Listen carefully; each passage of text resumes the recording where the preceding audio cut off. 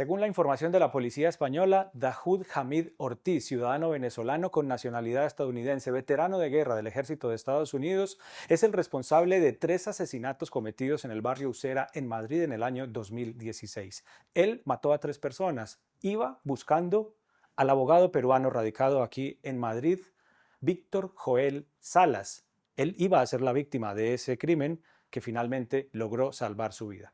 Ahora, este ciudadano venezolano-estadounidense resulta estar en la lista de los excarcelados negociados por el gobierno de Estados Unidos con el régimen de Nicolás Maduro y que llegaron a Estados Unidos el pasado fin de semana tras un acuerdo logrado, entre otras, con la mediación del expresidente Zapatero, del expresidente del gobierno español. ¿Y cuál fue su sorpresa, Víctor? Gracias por atendernos.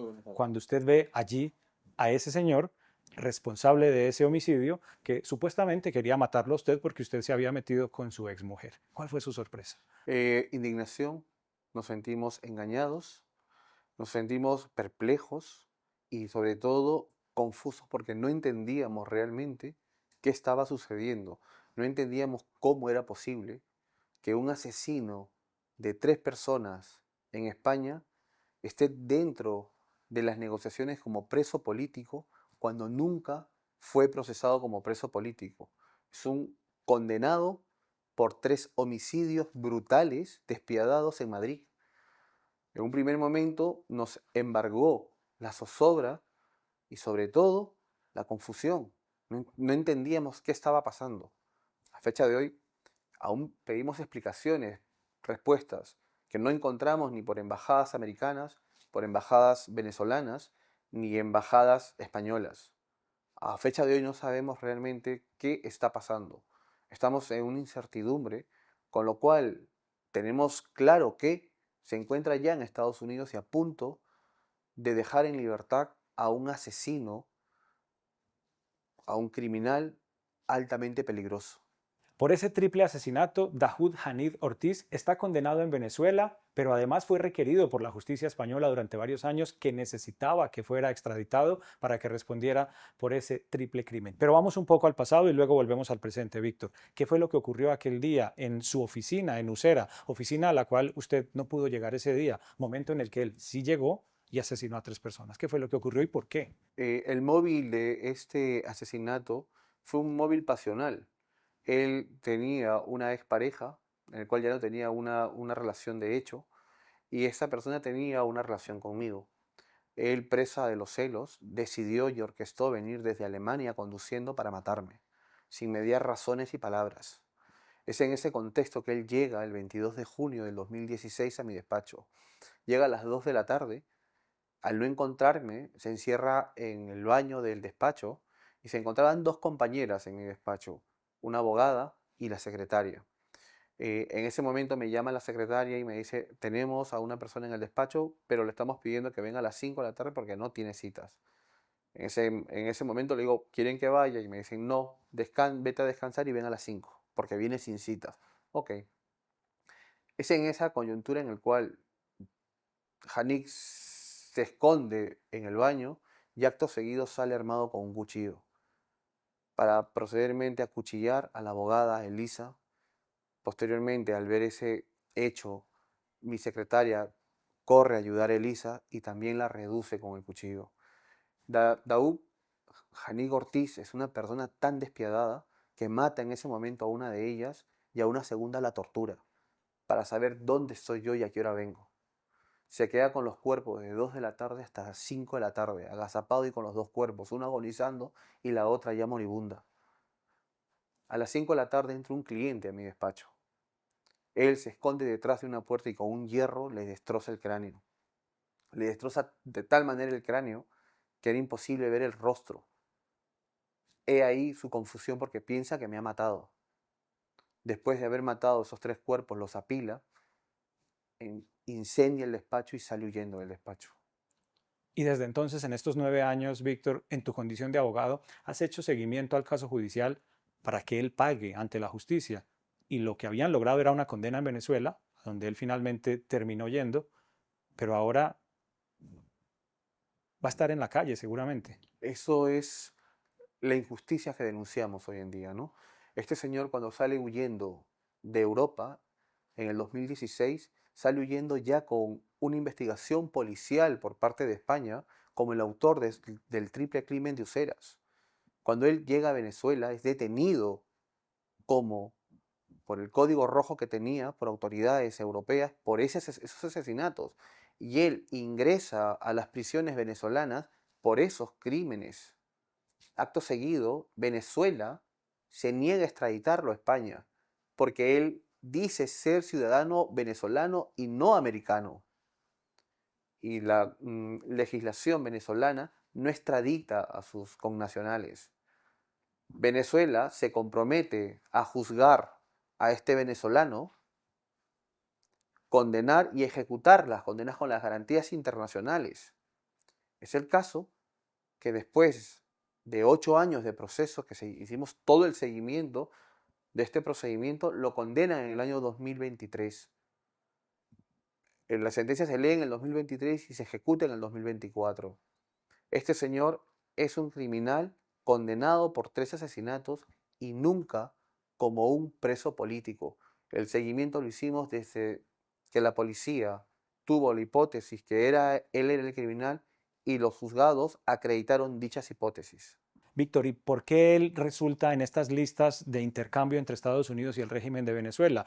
Tengo entendido que ustedes ya estaban sospechando de un intento anterior de incluirlo en esos intercambios por parte del régimen en negociaciones con la administración estadounidense. ¿Por qué él termina estando en estas listas? ¿Cuál es la influencia que hay allí? Eso es lo que queremos nosotros, que nos expliquen o que se hagan los responsables. Si esto fue un error, si esto lo hicieron a sabiendas o por omisión, no sabemos realmente por qué lo incluyen o quién lo incluye.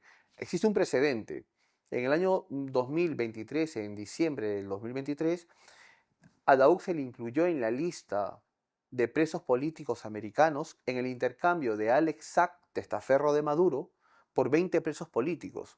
Nosotros lo denunciamos en la opinión pública y lo sacaron de las listas, porque se le consideró que no era preso político. Nuestra sorpresa radica que el día viernes lo acaban de considerar preso político, vulnerando las normativas internacionales y el supuesto Estado de Derecho que supuestamente existe en Venezuela.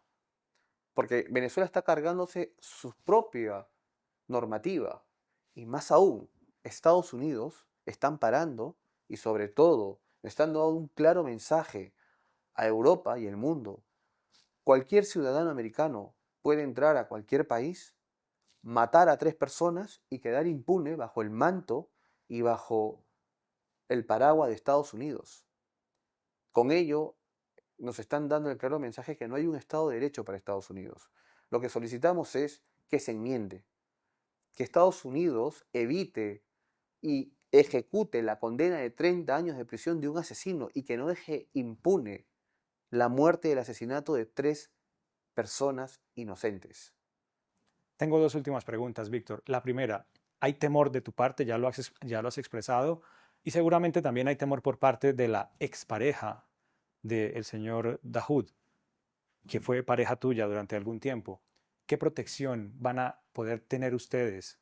¿Qué medidas, qué alerta han recibido? Porque no se sabe si este señor va a estar finalmente en la calle. La primera alerta que tengo yo es por la policía alemana.